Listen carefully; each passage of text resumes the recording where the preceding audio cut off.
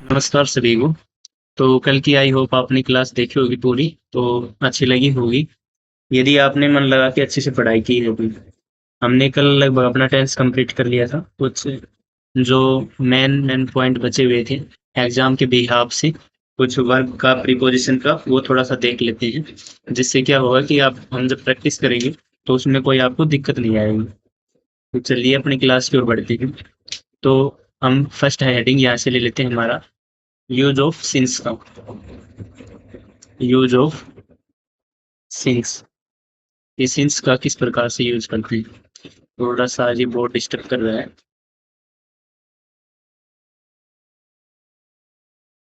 Use of since.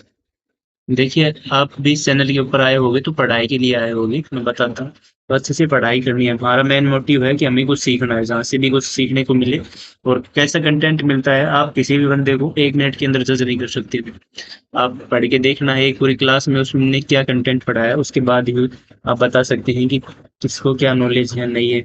हम ये तो नहीं कहते कि भाई हमें बहुत नॉलेज है, लेकिन इतनी नॉलेज है कि आपको एग्जाम के भी हिसाब से आपके कोई ऐसे एग्जाम्पल नहीं बचेंगे जो हम यहाँ पे आपके छोड़ देंगे। सभी एग्जाम्पल आपकी करवाए जाएंगे। तो यहाँ से हमारा जो फर्स्ट है,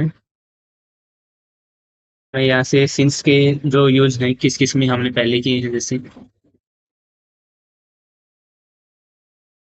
तो सिंस। सिंस आपने किस में देखा है पहले ये बताइए। हमने पहले भी किया है ना ये सब तो आपने प्रेजेंट परफेक्ट के अंदर ये देखा है। Present perfect, past perfect and past perfect continuous. इनके अंदर हमने पहले सिंस का यूज करके देखा है। लेकिन आपने देखा कहीं भी हमने फ्यूचर में इसका यूज करवाया नहीं। तो फ्यूचर में क्यों नहीं करवाया? क्योंकि जो सिंस का यूज है वो फ्यूचर के अंदर होता ही नहीं है, क्योंकि ये पास्ट की सेंस देता है अपने आप में, इसलिए इसको फ्यूचर में हमने यूज किया नहीं। तो जब भी अगर ऐसा कभी आपको देखने को मिले फ्यूचर में, तो वो फ्यूचर में हमारा शो आउट नहीं होता है टेंस। यूज ऑफ फ्रॉम का देख लेते हैं।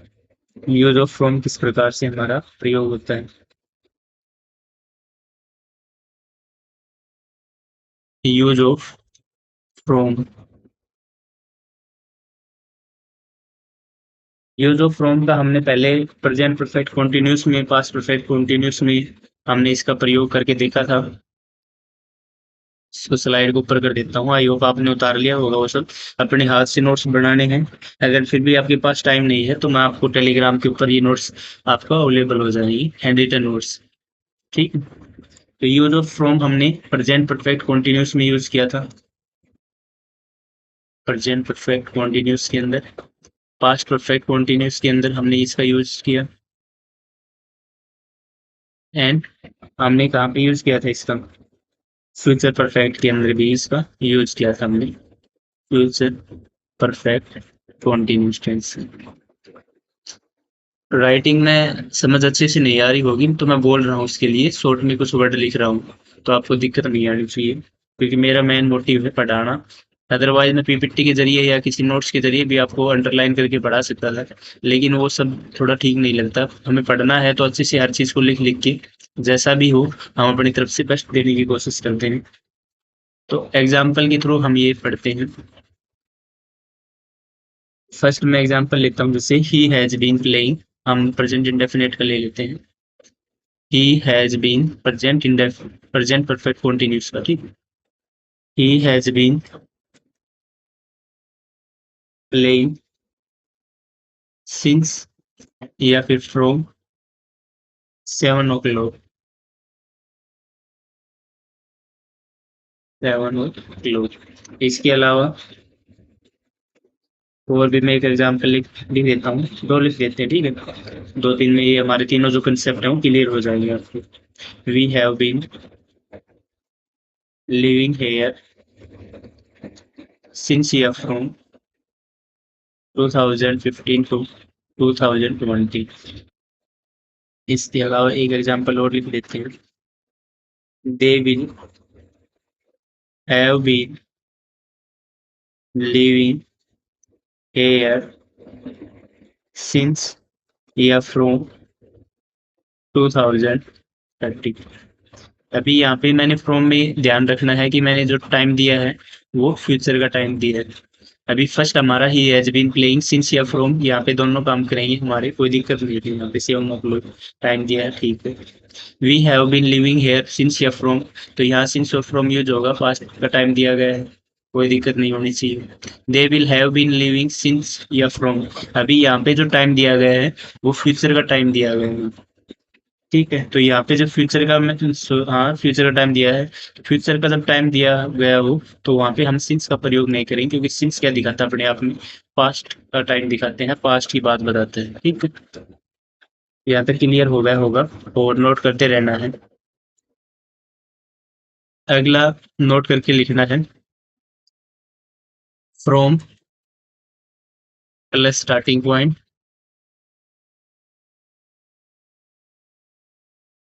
एंड लास्ट में एंडिंग पॉइंट। ये एक स्ट्रक्चर के आधार पर वैसे ही बता रहा हूँ, हम इसका एग्जाम्पल के थ्रू पढ़ेंगे।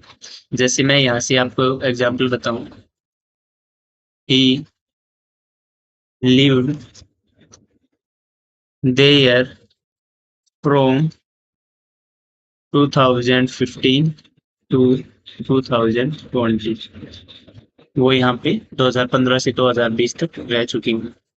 ये एक एग्जाम्पल और देता हूँ, ही हैज़ बीन लिविंग, इनमें डिफरेंस बताना है और कोई एरर हो तो एरर भी आपको बताना हो। He has been living from 2015 to 2020।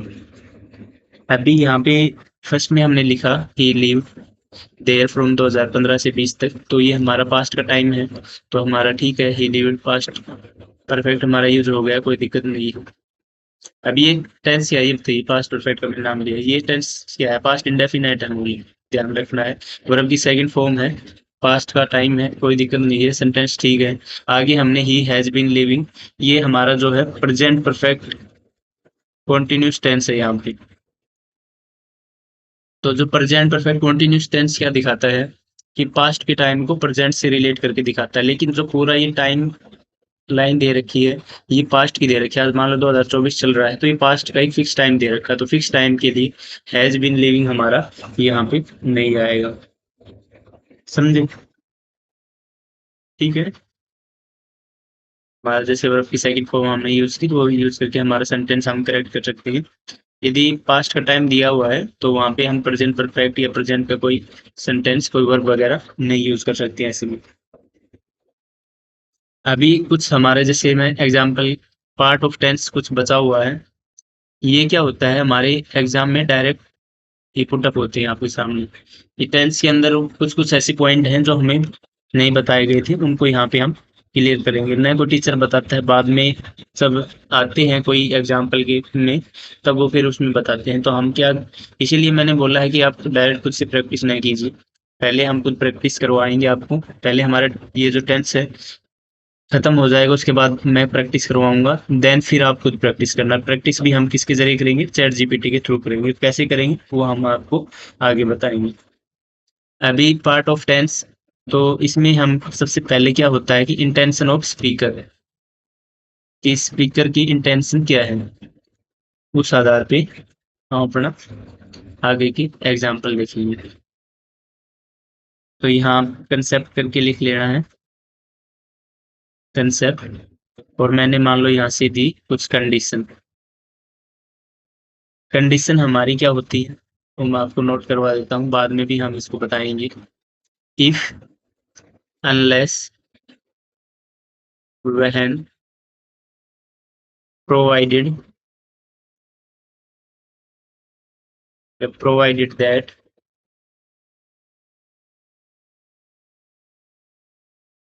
Only if, या इसके अलावा आप अनटिल हो गया, अनलेस हो गया, इस ये जो भी कंडीशन दिखाते हो वो वर्ड आप यहाँ पे यूज कर सकते हैं हम कंडीशन फॉर्मेट के अंदर, ठीक है। अभी आपको क्या बताऊं मैं, जैसे इफ का जो सेंटेंस, इफ का मीनिंग क्या देगा यहाँ पे, अगर का मीनिंग देगा।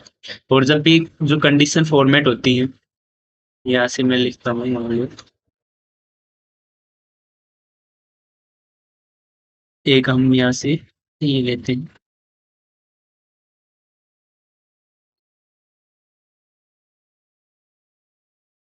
इसको हम डायग्राम के ज़रिए पढ़ के फिर आपको मैं बताता हूँ, ठीक? तो जो कंडीशन फॉर्मेट के बारे में हमें बताना है ना, ठीक।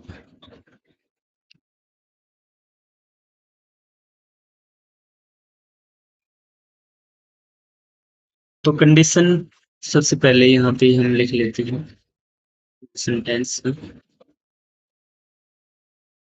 कंडीशन। जब भी आपको कोई कंडीशन दे दे के रखता है, इसको यहाँ से आपने लिख लिया होगा ये आई होप पूरा। यहाँ से मैं इसको रिमूव कर रहा हूँ।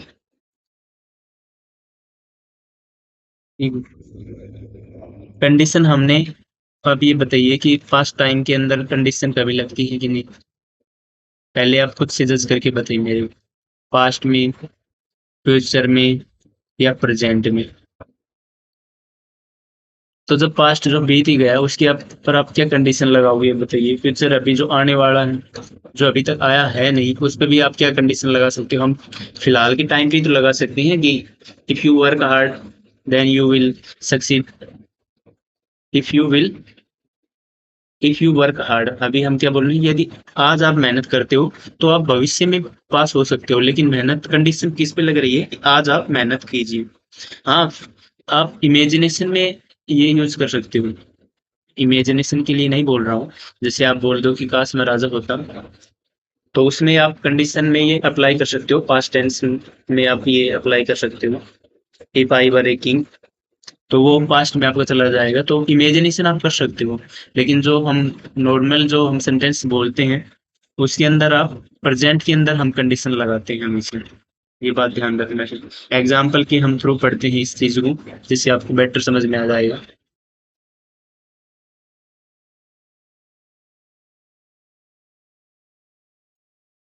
एग्जाम्पल में जैसे मैं आपको यही एग्जाम्पल दिया था अभी, जैसे if you work hard, if you work hard I shall give him some money, ठीक? I shall give him some money.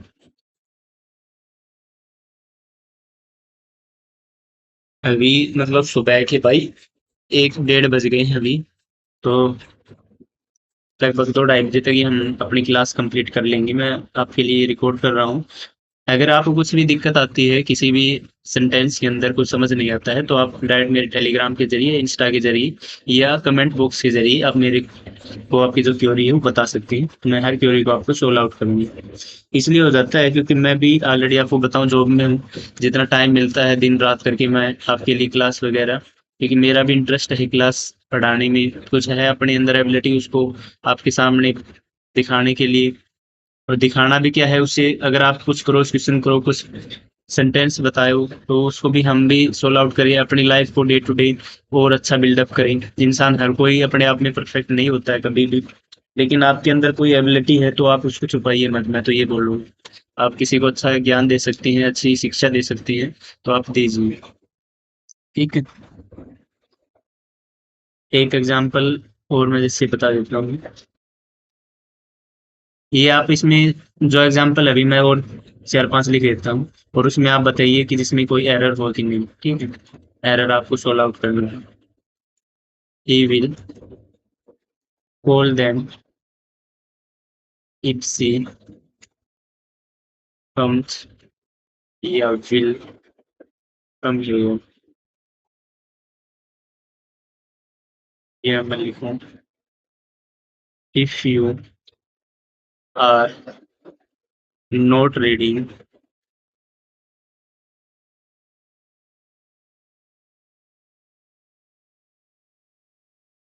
This book please give. ये हमने एक बार पहले भी आपको ये सेंटेंस करवाया था। Please give it to me. If they have done their work they can गो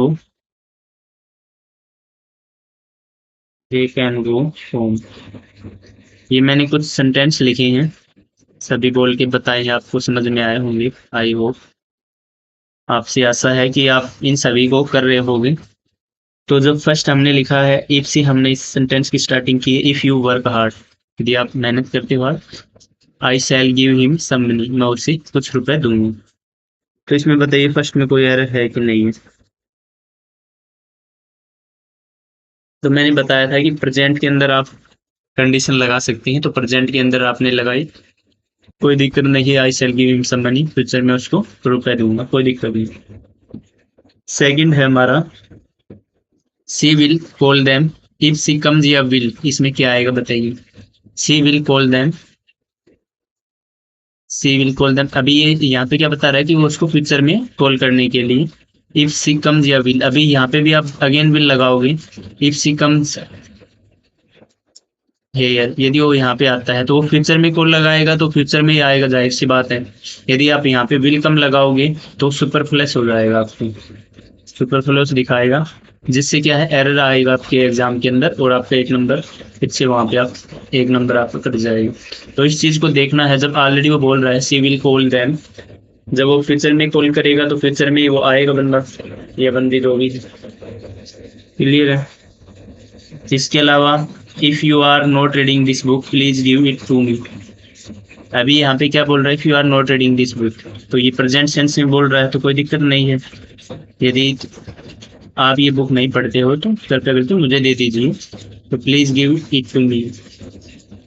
ठीक है, इसमें आप एक चीज और कर सकते हैं, यदि आपका जो सेंटेंस एरर दे, यहाँ पे विल नॉट बी रीडिंग, यदि आपका दिखाई they will not be reading, then आप ये बताइए कि यदि ये तुम नहीं पढ़ते हो तो, नहीं पढ़ोगे तो फ्यूचर में कैसे इमेजिनेशन कर सकता है कि कोई नहीं पढ़ेगा तो मेरे को दे देगा।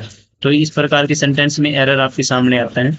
और if you are not reading, हमारा इधर मैंने बताया कि प्रेजेंट के अंदर हम कंडीशन लगा सकते हैं, तो प्रेजेंट के अंदर कंडीशन लगी हुई है। नेक्स्ट हमारा है if they have done their work they can गो हो, तो ये सेंटेंस में कोई एरर नहीं है हमारा, ये भी बिल्कुल राइट है। ये कौन सा सेंटेंस है बताइए। प्रेजेंट परफेक्ट टेंस हमारे यहाँ पे यूज हो रहा है। ठीक है, टेंस की पहचान करना भी सीखना है, इतना आपको बताया है। आपको पता, जब भी कोई टेंस लिखा जाए तो तुरंत उसको पकड़ना है कि कौन सा टेंस है। कुछ और कंडीशन के एग्जाम्पल दे देते हैं, क्योंकि एग्जाम्पल जितनी आप भी करोगे तो उतना ही आप बेटर समझ में आएगा हर चीज। जैसे मैं यहाँ पे लिखूं, if you have been doing this work for more than 2 hours,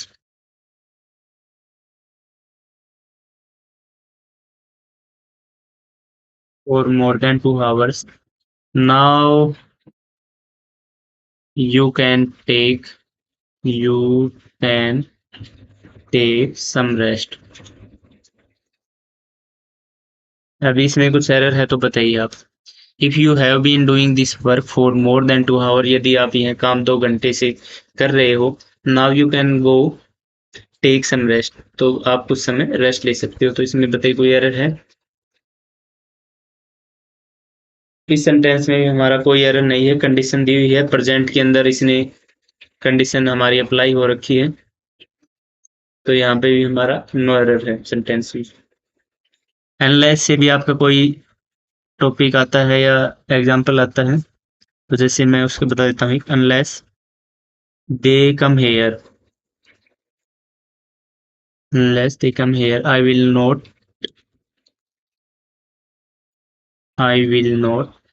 do this work. ठीक है, जब भी ये भी ध्यान रखना है, अनलेस दे कम, या यहाँ पे आप ये नहीं कर दोगे unless they do not come, यदि आप यहाँ पे भी डू नॉट लगा दोगे तो सुपर प्लस हो जाए, क्योंकि अनलेस अपने अंदर नोट छिपाए रहता है ऑलरेडी। तो अनलेस दे कम हेयर, ये फर्स्ट फॉर्म है, प्रेजेंट के अंदर है, I will not do this work, हमारा सेंटेंस बिल्कुल ओके। ये चीज आराम से आपको पढ़ना है। मान लो कि बोले India can be super power provided they work honestly, तो भारत सुपर पावर बन सकता है कि वो ऑनेस्टली काम करे, तो आज काम करे तभी तो बनेगा, ये थोड़ी ना कि फ्यूचर में काम करेगा तो आज क्या करेगा, आज मजे करेगा तो फ्यूचर में क्या रहेगा, ये बताइए। कोई भी इंसान हो, उसका फ्यूचर डिसाइड किससे होता है कि वो आज के समय में क्या कर रहा है। आज के समय में आप पढ़ रहे हो तो आपका फ्यूचर भी ब्राइट होने वाला है। यदि आज के समय में आप टाइम पास कर रहे हो ऐसे ही, तो वहाँ पे आपका फ्यूचर आपको देख लीजिए कहाँ जाने वाला है। मेरे को इसमें बताने की कोई ज़रूरत नहीं है, इतने आप समझदार हो, क्योंकि मैं ये बैच भी एमएससी के लिए लेके आया था, तो हर चीज़ इस बैच में मेरे को पढ़ाने का फ़र्ज़ है, और आप सभी बिल्कुल समझदार भी होंगे। कंसेप्ट हम नेक्स्ट है यूज़ ऑफ वर्ब की सेकंड फॉर्म। वर्ब की सेकंड फॉर्म का हमने देखा भी था कि किसमें यूज़ हुआ था, पास्ट इंडेफिनिट टेंस में। अभी हम इसको एक और जगह यूज़ करेंगे। आपने इसको पास्ट इंडेफिनिट टेंस के अंदर तो देखा ही था, हम इसको देखेंगे प्रेजेंट इमेजिनेशन किस प्रकार से इसमें दिखाते हैं। प्रेजेंट इमेजिनेशन, ठीक है। वी टू वर्ब की सेकंड फॉर्म के साथ में प्रेजेंट इन्फो इमेजिनेशन भी दिखाया जा सकता है। कैसे दिखाते हैं, कुछ मैं पहले आपको ये बताता हूँ। जैसे कि हमारे जो सेंटेंस के अंदर लिखा होगा आई विश, ये सब इमेजिनेशन के वर्ड होते हैं ना। I wish I were a king, मैंने बताया था अभी। इफ, एज, एज दो, सपोजिंग, और हमारा इफ और सपोजिंग एक ही है। ये कभी भी एक साथ अगर सेंटेंस में दिखे तो वहाँ पे भी आपका एरर आपके सामने होगा। तो इस प्रकार के जो सेंटेंस आपको दिखाए कि जो इमेजिनेशन दिखा रहे हो, उनके साथ हम प्रेजेंट इमेजिनेशन किस प्रकार से अप्लाई करते हैं वो एग्जाम्पल के जरिए देखते हैं। तो मैं नॉर्मली आपको एक मान लो पास्ट इंडेफिनिट टेंस की एक एग्जाम्पल दूं। ही हैड मनी, इसका क्या हिंदी बनेगा पता है? ही हैड मनी, उसके पास पैसे थे। या फिर मैं ये बोलूं I wish he had money, काश उसके पास पैसा हो। I wish he had money, तो यहाँ पे क्या कर रहे हैं, इमेजिनेशन कर रहा है यहाँ पे, ही हैड मनी। ओके, कोई दिक्कत नहीं है इस सेंटेंस में हमारे पास। ये हमारा नॉर्मल सेंटेंस था वर्ब की सेकंड के साथ, तो ये हमने यूज किया। अभी हमें क्या देखना था कि प्रेजेंट के अंदर असर आप बता रहे थे कैसे दिखाओगे, तो उसका भी मैं एक एग्जांपल देता हूँ। जैसे आपको, he order me as if, वह मुझे ऐसे आदेश दे रहा है, as if he were my boss, जैसे कि वो मेरा बॉस हो। He order me as if he were my boss. ठीक है, तो प्रेजेंट के अंदर हमारा सेंटेंस है, देख रहे हो आप, ऑर्डर वर्ब की फर्स्ट फॉर्म है। प्रेजेंट के अंदर हमारा सेंटेंस है, तो हमने प्रेजेंट इमेजिनेशन एज इफ के जरिए कंडीशन लगा के दिखाई है। अभी एक बात और है, ये जो वर है हमारा, क्या आप यहाँ पे वाज या इज लगा सकते थे, बताइए? तो वाज और इज का प्रयोग नहीं करेंगे। जब भी आपको कोई भी सेंटेंस हो इमेजिनेशन दिखाएगा, तो उसमें हम प्लूरल फॉर्म का वर का यूज करेंगे, वहाँ पे वाज इज ये सब यूज नहीं करेंगे, इनको इग्नोर करना है इसके ऊपर। नेक्स्ट आपका concept it is time, it is high time का भी एक बहुत मायने रखता है, ये एग्जाम में डायरेक्ट आपके सामने पुटअप होता है। तो कंसेप्ट करके लिखना है, इट इज टाइम, या इट इज हाई टाइम,